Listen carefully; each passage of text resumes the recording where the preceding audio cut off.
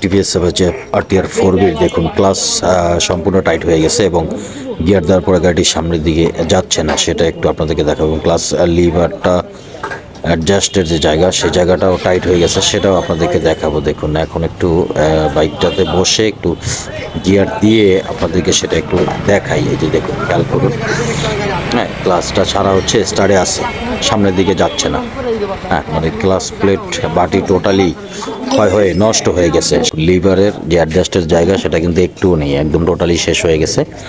এখন এটাকে খুলে আমরা হচ্ছে যে ক্লাস বাটি সেটটা আপনাকে দেখাবো। আসলে ক্লাস বাটিতেই প্রবলেম আছে এবং সেটা চেঞ্জ করে নতুন লাগানো হবে।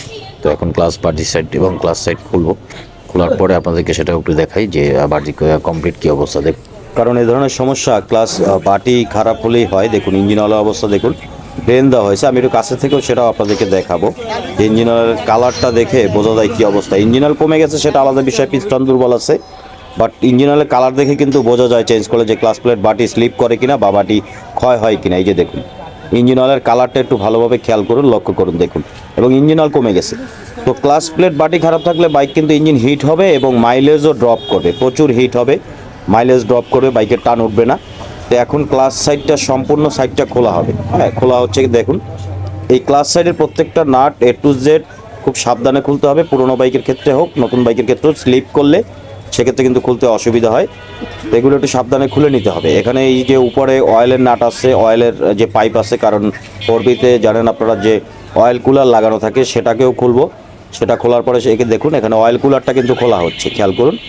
অয়েল কুলারের এখানে নিচে একটা নাট আছে, নাটটা খুলে দেখুন এখানে অয়েল সিল, খেয়াল করুন এই যে অয়েল সিল নিচের দিকে, এই যে দেখুন অয়েল সিলটা বসানো হচ্ছে। এই যে দেখুন এই অয়েল সিলটা অবশ্যই খেয়াল রাখতে হবে, না হলে এখান থেকে অয়েল লিক করবে। যখন ইঞ্জিন স্টার্ট দিবে তখন অয়েল লিক করবে। এখন পুরো ক্লাস কাভার টাভার সব কিছু খুলে এখন কাভারটাকেও বের করা হবে। কাভারটাকে বের করে আমরা ডিটেলস ইনফরমেশন আপনাদের সাথে শেয়ার করব এবং বাটিটা যে ক্ষয় হয়েছে সেটা দেখে যে বোঝা যায় কিভাবে চেক করে দেখলাম সেটাও আপনাদেরকে প্রমাণ দেখাবো যে বাটির কি অবস্থা, বাটিটা কতটুকু ক্ষয় হয়েছে।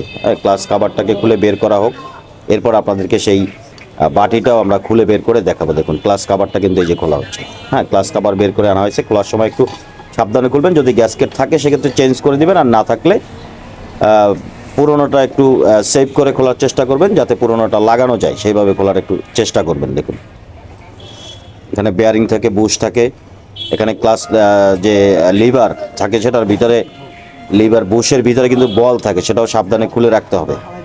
বেয়ারিংগুলো খুলে সরিয়ে নিয়ে চাপাটাকে খুলে খোলার পরে হচ্ছে যে আমরা বাটিটাকে বের করে আনবো। তারপরে ক্লাস প্লেট এবং বাটি যে জ্বলে গেছে বা পুড়ে গেছে বা স্লিপ করতো সেটাও আপনাদেরকে দেখাবো। দেখুন এখানে নাটগুলো খুলে এরপর হচ্ছে যে বাটি খুলে আনা হয়েছে, একটু খেয়াল করে দেখুন।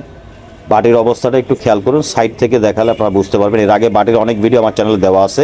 এই যে দেখুন বাটির অবস্থা, বাটির কতটা ডাউন হয়ে গেছে, হ্যাঁ ক্ষয় হয়ে ডাউন হয়ে গেছে, স্লিপ করতো, রানিয়ে বাইক হিট হতো। আর এই ক্লাস বাটির এই দেখুন ক্লাস প্লেটের অবস্থা দেখুন, খারাপ হয়ে গেছে। এই যে দেখুন, তো এই ক্লাস বাটির অনেক ভিডিও আমার চ্যানেলে দেওয়া আছে। আপনারা চাইলে আমার চ্যানেল ঢুকে ক্লাস বাটির হাই এবং লো মাপ সম্পর্কে অনেক ভিডিও আছে, চ্যানেল সাবস্ক্রাইব করে রাখলে পাবেন, অথবা চ্যানেল ঢুকে সেই ভিডিওগুলি দেখে আসতে পারেন। এটার কারণেই মূলত বাইকের মাইলেজও কমে গিয়েছিল এবং ইঞ্জিন ওভার হিট হতো। ক্লাস বাটি লাগানো শেষ, চেক করা হচ্ছে, চেক করা শেষ, বাইকটি কিন্তু কমপ্লিট হয়ে গেছে। তো এটাই ছিল আপনাদের সাথে শেয়ার করা। দেখা হবে নেক্সট ভিডিওতে, সে পর্যন্ত ভালো থাকবেন, আল্লাহ হাফেজ।